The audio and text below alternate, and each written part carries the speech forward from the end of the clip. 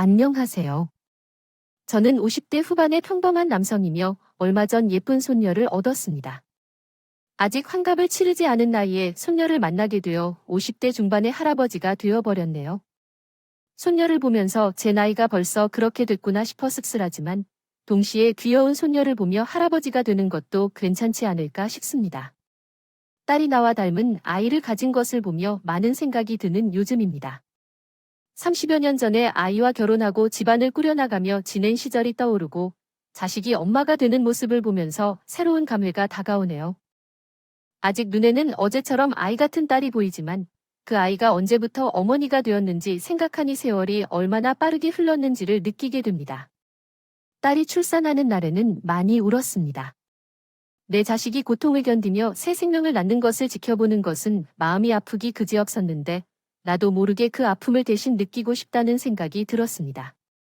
이제는 매일 갓난아이를 돌보며 힘든 딸을 보면서 내가 대신 고생해주고 싶습니다. 아버지로서 여자들이 자녀를 키우며 겪는 고통은 모르지만 아이를 키우는 수고를 잘 알기에 더욱 생각이 많습니다. 사실 저는 일찍 아내와 이별하여 아이를 혼자 키워왔습니다. 나는 혼자 딸을 키우는 홀로 아비였다. 아내를 떠올리면 지금도 미안하고 서운한 마음만 든다. 제 아내는 참 좋은 사람이었어. 가진 것 하나 없는 내게 시집을 가서 고운 손으로 모두 다 케어하며 고생만 했던 사람이었어. 아이를 낳고 그 아이가 자라는 것을 지켜보지도 못하고 먼저 세상을 뜨고 말았어. 제 아내는 유방암이었어. 하필이면 너무 늦게 발견해서 병원에 가도 이미 다른 장기로 전이돼 있어서 상태가 좋지 않은 시기였어. 약간 아프면 빨리 병원에 가면 안 된다고 했는데 아내는 병을 감추고 있었어. 병원에서 암 진단을 받고 나올 때도 아내는 돈 걱정을 먼저 했어. 수술하고 치료받으면 돈이 많이 들겠다며 지금이 문제라고 했어. 당신은 몸이 그 지경이 될 때까지 대체 뭘 하고 있었을까? 어디 아파도 참지 말고 병원에 가보라고 했는데 내가 그렇게 말하자 듣지도 않고 미안하다고 했다. 그러니 당신 말대로 아프면 참지 말고 병원에 가라고 하던 말이 스멜런다. 내가 그 말을 했을 때는 듣지도 않고 미안하다고만 했다. 미안하다.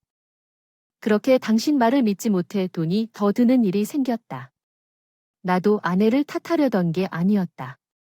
그저 그 상황이 이해할 수 없어서 뭐라 할 수 없어서 괜한 원망만 했던 거야. 그것도 전부 나의 잘못이야. 보험도 없던 상태에서 아내가 생활이 어려워 병원 방문을 걱정했을 것입니다. 남편의 소득으로 아이를 키우고 가족을 먹이기가 어려웠기 때문에 돈을 사용하는 것에 대해 자제하는 경향이 있었을 것입니다. 따라서 병원을 찾아가는 대신 약값도 아껴 쓰는 등 병을 치료하는 데 소극적이었을 것입니다. 이러한 습성을 알고 있었던 나는 남편이 아프다고 나무라도 그것을 중요시하지 않았을 것입니다. 그러나 결국 그는 심각한 상태로 쓰러지고 나서야 병이 얼마나 심각했는지 알았을 것입니다.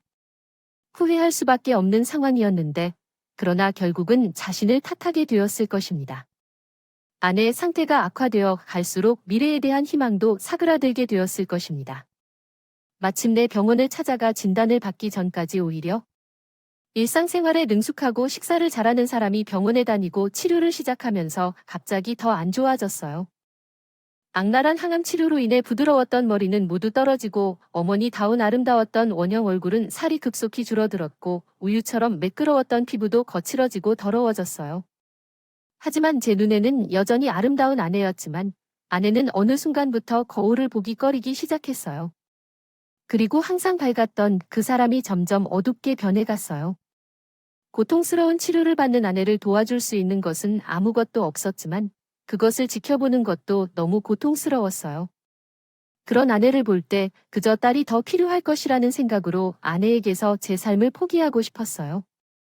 하지만 제 소원은 이루어지지 않았고 결국 치료를 받기 시작한 지 1년 만에 아내는 저와 어린 딸의 품을 떠나고 말았어요. 그때 딸은 겨우 5살이었어요.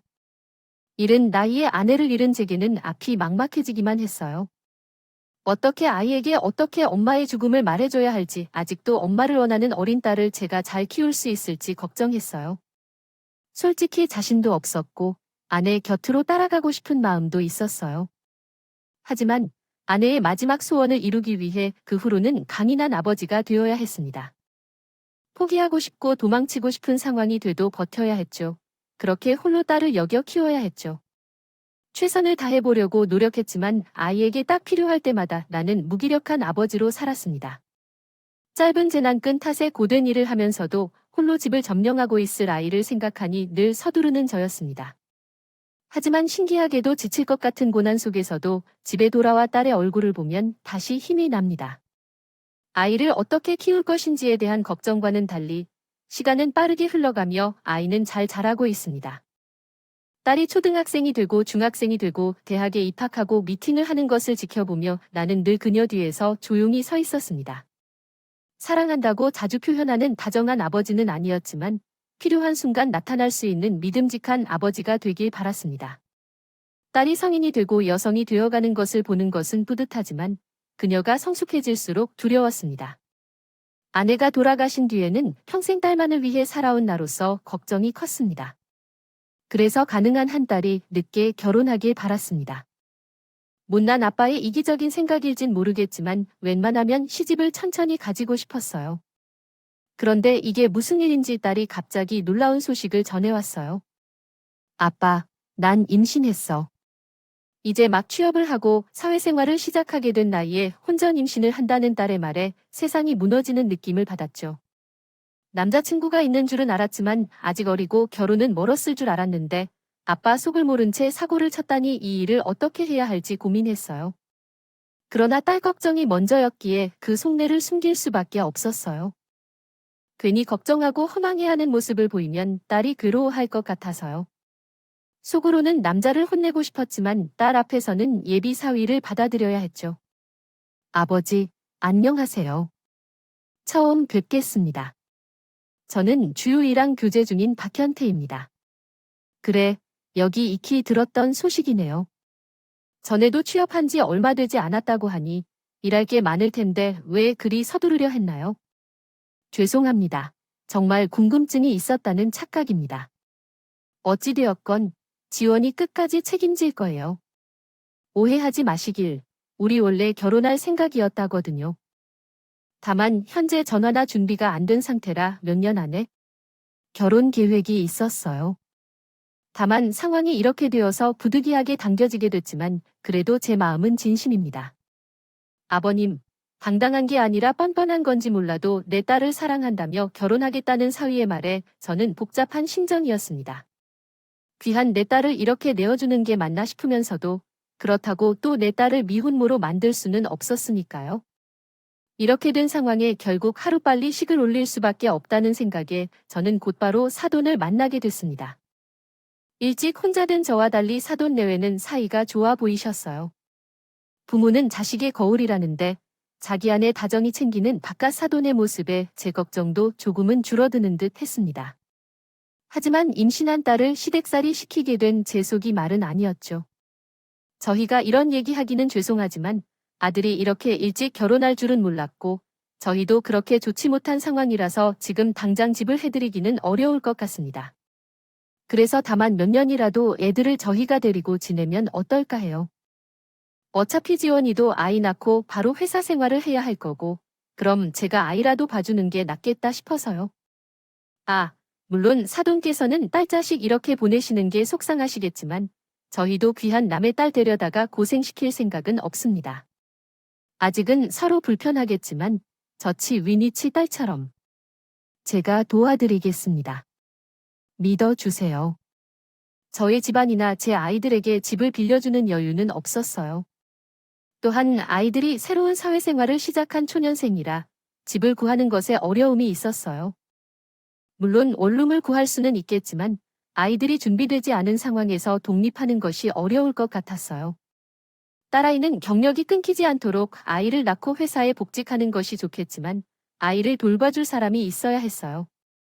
하지만 전 지방 출장으로 자주 떠나 있어서 도와줄 수가 없었고 친정이 없어서 상황이 좋지 않았어요. 그런데 상황이 좋지 않은 와중에 안사돈이 제 딸을 친딸처럼 대해주겠다고 해서 어떻게 해야 할지 고민했어요. 결국 딸아이는 시댁에서 신혼을 시작하기로 했습니다. 그녀는 나빠, 시댁에 가서 지낼게. 아빠가 걱정하지 말아요. 시부모님들 다 나를 잘 챙겨주시고 좋은 분들이에요. 아빠도 마음 놓고 보내주시면 좋겠어요. 딸이 그런 말을 일부러 하는 건지, 정말 시부모한테 잘 적응하고 있는지는 모르겠지만, 자신이 시댁에서 잘 지낼 만큼 자존심이 있는 모양이다. 자기가 시댁의 선을 자초하겠다니, 나는 그런 아이를 말릴 수가 없었습니다. 그렇다고 제가 직접 따라가는 것도 어려운 상황이어서 나는 입이 열개라도 할 말이 없었어요. 결국 나는 딸의 결정을 믿기로 했고 사위에게 마지막 당부를 하며 딸을 시댁으로 보내주었습니다. 걱정과는 달리 다행히도 딸은 시어머니와 금방 친해진 듯했어요.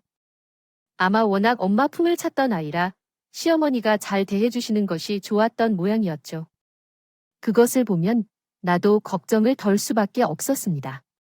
결국 내가 딸 곁에 붙어 있을 수도 없겠다는 생각에 딸이 시댁에서 잘 지내는 게 나을 것 같다 했어요. 이미 임신하고 출산하면 아이를 돌봐주는 것도 나보다 시댁에서 더 나은 것 같았죠. 그렇게 결혼식을 올리고 시댁에 살게 되었고 배가 점점 커가는 동안 회사를 쉬며 집에서 보내게 되었습니다. 나로서는 딸을 시댁에 맡기고 남몰래 걱정도 많았지만 딸은 무해히 잘 지내는 것 같아서 안심했습니다. 그녀는 자주 시댁에서 잘 지내고 있다는 얘기를 듣곤 했습니다. 어제는 엄마가 무엇을 하여 주셨다. 오늘은 또 무엇을 해주셨다. 그녀의 이야기만 듣다 보면 나도 마땅히 기뻐하기만 할 것 같았습니다. 집안이 너무 편해 더 이상 나의 가족 같은 느낌이 없어지고 있어서 조금 아쉽기도 해요. 그래도 어머님, 아버님께서 나를 잘 대해주시는 게 정말 고마워. 앞으로도 잘 지내겠습니다. 애를 기른 고통과 행복 조금 속도 상하기도 했습니다. 날씨라고 하는 건 엄마가 일찍 일어난다는 것을 알고 있었기 때문이었습니다. 아이가 너무 어린 나이에 엄마를 떠나보내고 매일 엄마를 그리워하는 모습을 보는 것이 가끔은 속상했죠. 어린애가 왜 자기는 엄마가 없는지 자꾸 묻곤 했고 TV에서 엄마 아빠 있는 가정의 딸이 되고 싶다고 말할 때마다 마음이 아팠습니다. 그래서 한때는 재혼을 고려했지만 다른 사람의 자식을 자기 자식처럼 키울 수 있을지 걱정돼 결국 마음을 바꾸게 되었습니다. 대신에 내가 엄마의 역할도 함께 할 것이라고 다짐했지만 늘 아쉬움이 남아있을 것이었습니다. 하지만 시집에 가서 시아버지와 시어머니의 사랑을 받으며 편안하게 지낼 수 있다는 말을 듣자 마음이 좋긴 했지만 함께 있는 시어머니나 시아버지의 모습을 보면서 마음이 복잡해졌습니다. 그럼에도 불구하고 내 딸이 잘 지내고 있다는 것은 참으로 다행스러운 일이었습니다. 아이가 아직 어려서 눈치를 채지 못하기 때문일지도 모르겠지만 안사돈이 약속을 지켜주는 것을 보며 안도감을 느꼈습니다. 처음에는 내 딸을 임신시킨 사위에 대해 의심스러웠지만 그의 성실한 모습을 보며 사위를 내 자식처럼 생각하게 되었습니다. 이제 곧 둘째 아이가 태어날 예정이어서 두 아이가 서로 사랑받으며 행복하게 지낼 수 있는 미래를 기대하고 있습니다. 그런데 몇 돌을 기어 나올 것으로도 없어 보였으나 어느 날 갑자기 나타나더니 딸이 전화를 했어요. 평소와는 다르게 울음소리가 났어요. 아빠, 나는 이런 삶을 살 수 없어. 내가 뭘 잘못했기에 이런 취급 받아야 하는 거야? 아빠, 나 정말 안타까워. 집에 가고 싶어. 아이를 잃을까요? 이런 식이 가졌어요. 어떻게 일어난 일이야? 아빠, 나 너무 보고 싶어. 아주 차게에 전념하겠다고 연락이 잘 없던 딸이 우는 전화를 걸어와 당황했고 영어를 모르기 때문에 당황해야 했어요. 지원아, 너 어디야? 혼자야? 청사기 한 번 더 진정하고 침착하게 얘기해봐. 내가 이해해서 도와줄게. 응, 나 지금 일하러 왔는데 버티지 못해 집에 돌아가고 있어. 일하지. 무슨 업 일해? 그건 모르겠지? 어머님이 나랑 같이 나와서 버리고 갔다. 집을 나가니까 돈 벌어오라고 말했어요. 나를 데려간 곳은 태택대 살짝 해변을 느다는 데서 비고 댁으로 딛다. 그 부에 잠시 들장미 되고 있어. 아이를 잃은 몸으로 돈을 벌었다면 어떤 대급근데 이런 일 있었더니 RRQ 아버지 곁에서 도와주고 더 이상 아이가 혼자 하지 않게 지원해 주어야겠다. 그러나 이해할 수 없었던 것은 마치 아이를 직접 데려간다는 것이었습니다. 제 딸이 임신하여 배가 부른 아이를 어디로 데려간다는 것인가요? 뿐만 아니라 자신의 집에서 혼자 지내며 돈을 벌어와야 한다는 말에 정말 믿을 수 없었습니다. 종일 보면서 딸을 잘 돌보는 줄 알았던 사돈댁이었기 때문에 더 그랬습니다. 그럴 리 없다고 생각하는데 제 딸이 나를 향해 그런 얘기를 할 리가 없고 그렇게 서운한 듯 우는 모습을 보니 어쩌면 무슨 일이 있어도 있을 것 같았습니다. 마음속에서는 바로 거기로 가서 딸을 데리고 오고 싶었지만 단기모 사고로 다리를 다치고 할 수 없는 상황이어서 그 바람에 직접 아이를 데리러 갈 수 없었습니다. 더구나 딸이 제가 필요하다고 전화하면서도 못 간다니 너무나 미안했습니다. 아빠가 당장 가려고 노력했지만 가지 못할 것 같아 어떻게 해야 하지?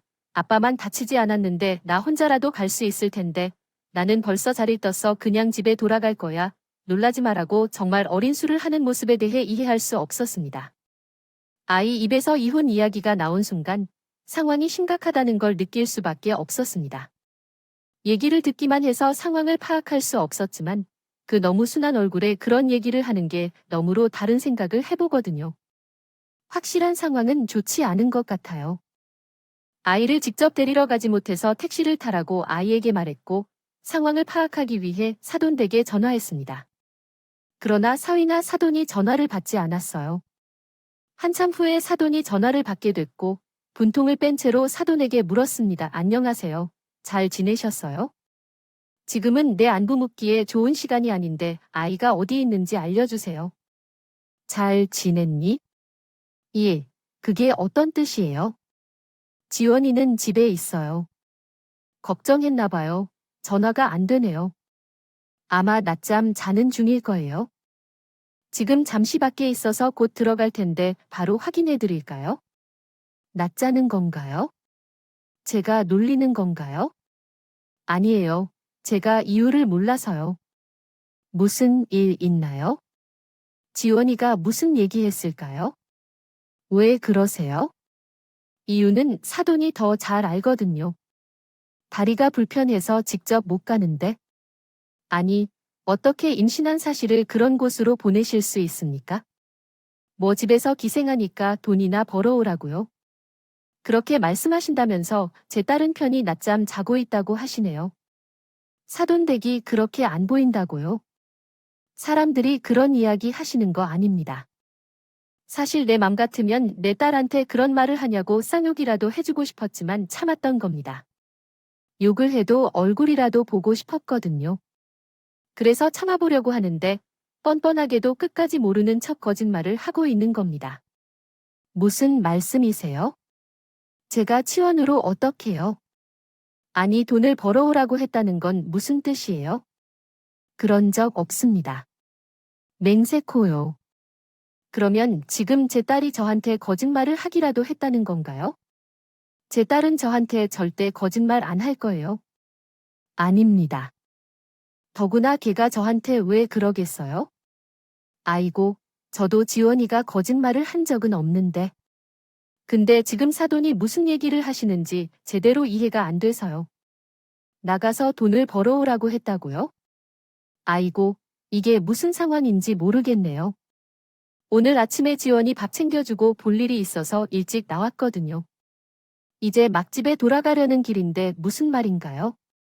주원이는 아까 전에 안 사더니 직접 자기를 데리고 택배일 어디에 버려둔 채 떠나버렸다는 이야기를 들은 적이 있어요. 그래서 지금은 길을 몰라 하는 동네에서 혼자 있는 것 같아요. 여기까지 차로 2시간이나 걸린다고 하더라고요. 이렇게 되면 지원이도 그런 곳에 있다고 하는데 아무리 그래도 어떻게 지원이를 그런 곳에 데려갈 수 있겠어요? 임신해서 누워 있어야 할 일인데 말이죠. 그래서 어떤 상황인지 궁금하네요. 해가 얼마나 서러운지 이혼까지 하고 싶단 말이에요. 그런 말을 들으면 아마 서운 일이 처음이 아닌 것 같아요. 그런 상황에 저 정말 나섭니다. 지원이는 왜 그런 이야기를 했는지 모르겠지만 정말 지원이를 제 아이처럼 생각하고 있어요. 지원이야, 내가 불편하고 우리 집도 그렇게 편하지 않을지라도 어떻게 임신한 아이를 그런 곳에 보내겠어? 진짜로 억울하다. 나의 입장에서 내 딸을 온전히 믿을 수밖에 없었어. 내 딸은 작은 거짓말을 하려는 생각만 해도 금방 들켜버릴 정도로 속이 얇고 왜 그렇게 무관한 거짓말을 해야겠어? 게다가 아이가 너무 서러워하면서 이혼을 생각하는 것도 보였는데 거짓말일 리가 없어. 전에는 사돈들이 그러실 것이라고 생각하지 못했는데 남의 자식을 당하는 모습을 보면 어떨까 싶다. 어찌됐든 사고도 없이 결혼한 며느리가 아프다는 것도 있을 텐데 가져올 수 있을 거라고 생각한다. 그건 정말 원치 않았어요.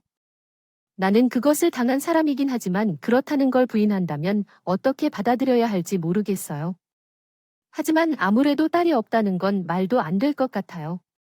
어쨌든 지금 나는 택시를 타고 집으로 오고 있어요. 대화를 나누고 싶다면 사돈도 함께 오시는 게 좋을 것 같아요. 다 같이 만나서 상황을 정리하고 이혼할지 말지 결정해야 하니까요. 그래야 해요. 아마 곧 다들 일을 끝내고 올 테니까 모두 다 데리고 가겠어요.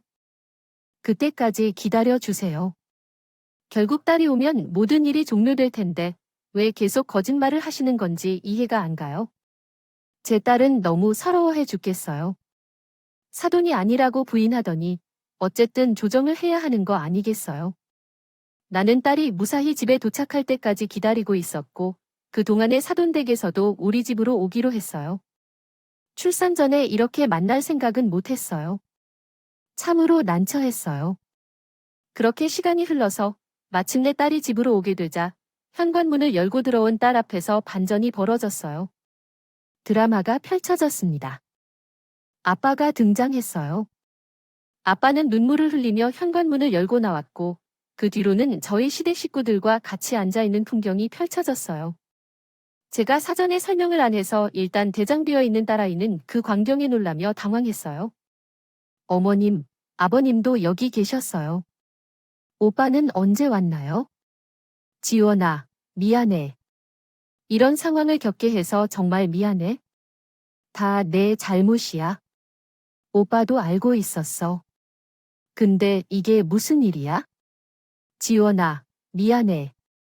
다 내가 미쳤었던 탓이야. 너가 혼자 멀리 떨어진 곳에서 얼마나 무서웠을까? 아빠가 내모 안심시켜줄게. 우선 들어와서 앉아봐. 응, 앉지 않을래? 딸아이는 두려워하며 제 손을 피하려 했지만 뒤에 앉은 한 사람을 보고 놀란 적이 있었어요. 어머니? 왜 여기 있어요? 둘 중 하나만 있어야 하는데 해 닮은 머리 스타일과 옷차림을 한 숙모가 우리 집 거실에 앉아 계셨기 때문에 오해가 생겼어요. 지원아, 우선 앉아. 아빠가 사돈한테 전화해서 상황 설명했어. 그래서 가족이 모여서 얘기 중이었어. 오해가 있었어. 사돈께서 상황을 설명해 줄 것이다. 이렇게 앉아서 서로를 번갈아 보며 매우 긴장됐어요. 당황한 채 어떤 깨달음을 한 듯한 소리를 내던 사돈은 이모님인가요? 완전히 안사돈과 똑같이 맞아 떨어져 앉아있는 그 사람은 곧 우리 딸의 시어머니이자 안사돈의 쌍둥이 동생이었습니다. 딸이 안사돈에게 쌍둥이 여동생이 있다는 이야기는 들어봤지만 딱히 닮았다는 얘기는 들리지 않았는데 오늘 직접 마주하니 너무나 닮았습니다. 처음에는 알아보지 못했는데 집에 들어올 때 이모님인 줄 알았습니다. 그렇게 두 분이 닮으신 이유는 대체 뭘까요? 평소에는 그렇지 않았는데 이모님께 머릿결 새로 바꾸셨나 봅니다. 입는 옷도 우리 어머니랑 똑같아 보여서 놀랬습니다. 딸, 내가 미안하다. 내 동생이 정말 철이 없어. 이전에 네가 저런 짓을 했다면 진작 이야기했어야 하는데 이 동생 정말 몰라서 그런 짓을 했다고 나는 아침부터 이런 일이 있을 줄 몰랐어요. 그러면 아까 그 이야기를 한 건 어머님이 아니라 이모님인가요? 아니, 그럴 리가. 분명 어머님인데. 너에게 속지 않겠다고 작정하고 옷까지 똑같이 입고 이렇게 고백을 했던 거야? 딸이 오기 전에 이미 도착한 사돈으로부터 정말 이상한 이야기를 듣게 되었습니다. 설명을 듣고 나니 쌍둥이 여동생을 데리고 온 여인이 안사더라고 말씀하셨어요. 친구를 위로하고 위생을 갖추어 자신 있는 말을 만드는 게 중요합니다. 고맙다고 말씀해도 좋을 것 같아요. 제 딸이 그쪽에 무슨 억하심정이 있다고요? 근데 제 딸이 어떤 잘못이라도 했나요? 그렇다면 어떻게 임신한 사람을 그런 곳에 보낼 수가 있겠어요? 그 아이가 아무 일 없는데 그렇게 버리시려면 아이 왜 만든 건가요? 도대체 어쩌려고 크리겠어 이런 살찐 소리를 하고 행동을 하겠어? 이 문제에 대해 말 좀 하시오. 미안합니다. 제가 화를 내는 습성이 있어서 그런데도 저희 딸에게 미묘한 쓸쓸한 느낌을 주었어요. 용서해 주세요. 그 여자는 전혀 후회의 빛이 느껴지지 않았고 한 구대로 험한 사과를 하는 것이 전부였어요. 그 이유는 드러내지 않았어요. 그렇게 신랑과 제게딸이 도착한 뒤 딸은 시이모님이 자신을 속인 것을 알아서 충격받았어요. 한편으로는 자신이 시어머니를 미워하는 것이 부인되어 안도했던 것 같았어요. 세상에, 시이모님은 저만 보면 잔소리하고 화내는데 왜 저에게 이렇게 못마땅한 걸까요? 다만 그 여자에게 밉다고만 해도 됐지 왜 시어머니인 척을 하는 거예요? 이 어처구니 없는 일을 들어 왜 이렇게 제 것처럼 고통스러워하는지 말해봐. 시이모는 다천 커피를 원하며 다시 번째 지인에게 이유를 물으면서 사돈 내외도 화를 냈습니다. 그때 그 여자는 정말 기막힌 얘기를 했대요. 태 아프고 배 아프고 너희는 무슨 소리야? 왜 그렇게 위압을 느끼냐고. 여자는 자식의 결혼 생활에 대해 이야기했다. 형제의 이혼과 질투 때문에 살아가는 걸 보며 속상하다고 했다. 결국 자신도 딸을 이혼시키고 싶은 생각을 하지만 그러지 않았다. 같은 고통을 겪는 이들끼리 붙어 살아간다고. 아이의 결정을 존중해야 한다고 강조했다. 내가 알고 있는 걸로 쓰겠습니다. 내 속으로는 나는 정말 어리석다고 생각했어. 세상에, 나는 정말 나쁘고 할 말이 없어. 내 자식들을 이혼하게 만든 것은 우리 자식들 탓이 아니었는데 왜 다른 사람의 자식들을 괴롭히고 있는 거지? 내가 싫으면 내게 화를 내던가 아니면 내 소중한 며느리를 건드려서 며느리가 너무 멋져서 죽겠다 라고 불평하는데 나는 며느리를 2년 동안 다 도망쳤는데 왜 내가 별로인 거야? 왜 내가 이렇게 힘든 거야? 너는 아직도 그런 생각을 가지고 있어? 내가 얼마나 말했어? 너는 내 자식들을 이혼시켰는데 아직도 며느리들 탓이라고 생각하고 있는 거야? 내가 그동안 내 며느리들에게 한 것을 상상해봐. 소중한 아들을 빼앗았다고 굳이 며느리들을 괴롭힐 필요가 있었나? 언제든지 그런 짓을 하고 있었지. 너 자식들은 너 때문에 걷고 다니고 있어. 왜 인정 못해? 내가 뭐 잘못했다고 할 때조차 없는데 쉽게 이혼하는 사람들이 문제야. 조심해야 해.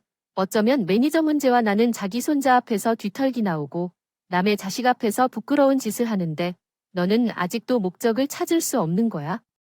지금은 왜 너희 며느리들이 이렇게 힘든 걸까요? 하루라도 빨리 이혼해서 다행이다 생각해. 내가 봤을 때 넌 며느리한테 할 짓이 없어서 남의 며느리한테 해코지하는 애가 어떻게 며느리를 할 수 있겠니? 내 자식들이 너한테 팔길 끄는 것도 그럴만해. 오늘은 너의 아들들한테 전부 얘기할 거야. 나 앞으로 널 보지 말 거니까 너 다시 우리 집 오지 마. 행여 길에서 마주쳐도 말고. 너 같은 걸 참아서 지냈던 나는 모질이야. 그 여자에게 한 소리라도 하고 싶었는데 상황을 해결해주는 안사돈 덕분에 아무 말도 못했어. 어쩌면 저렇게 콕콕 집어서 말하는지 덕분에 나와 딸의 마음이 풀렸어. 안사돈이나 그 여자나 쌍둥이라고? 놀랄 일이야. 시이모라는 그 여자가 쫓겨나고 나니까 사돈에게 다시 사과와 약속을 받을 수 있었어. 다시 한번 미안해. 정말 창피하다. 동생이지만 상종하고 싶지 않아. 앞으로 연 끊고 살 거니까 다시는 일 없을 거야? 지원이 지켜주지 못해 미안해. 이해해. 가족이 되는 것은 자신의 마음대로 되는 것이 아니라는데 어디서 말했기에 그렇게 화내는 거야? 저도 사과할 테니 받아줘. 아까 소소한 오해로 죄송해. 내가 딸이 네가 있는데도 보기 어렵구나. 사돈이 잘 대해준다는 소리를 들었는데도 이런 상황에서는 머리가 허무해. 나도 순간 실수했어. 죄송하단 말 마라. 우리도 충분히 이해하겠어. 그 상황에서 욕하지 않은 것은 정말 대단하다고 생각해. 내가 해도 욕할 것 같아. 그런 곳에 임신한 애를 보내다니. 미안해. 우리 집에서 있으면서 눈치 보느라 힘들었겠지. 그래도 나는 다른 사람들과 다르다고 믿어. 응, 아니야. 내가 어머니 어떤 분인지 알아서 오해하지 말아야 했어. 어머니는 그럴 분이 아니었다. 그것이 더 충격적이었어. 나는 어머니를 믿어. 여기서 잘못이 누구 있겠니? 사돈도 충분히 그렇게 했어. 내가 가장인데 죄송해. 이렇게 힘든 걸 다 이겨낼 거야? 그래도 다음부터는 누가 시켜도 꼭 해야 하는 일이 아니라고 말해. 함부로 따르지 않아도 돼. 자세히 설명해 드리겠습니다. 저도 도와주셔서 손주를 돌보고 아이들을 많이 도와드릴 것입니다. 그 말씀을 듣고 정말 감사합니다. 우리 딸이 좋은 시집에 간 것 같아 기쁩니다. 사랑은 번듯한 법이니까요. 제 딸에게 진정한 엄마가 생긴 것 같습니다. 사람들은 모녀처럼 친한 관계가 없을 거라고 말하지만 세상 어딘가엔 이런 시어머니도 있단 걸 알려주고 싶었습니다. 덕분에 지금까지 딸 혼자 키우느라 아쉬운 마음을 달래줄 수 있어 편해졌습니다. 하늘에서 우리 아내도 이 모습을 보며 기뻐할 것 같네요. 그래서 아내 곁으로 가는 그날까지 우리 가족이 항상 행복하기를 바라며 이렇게 마치겠습니다. 감사합니다.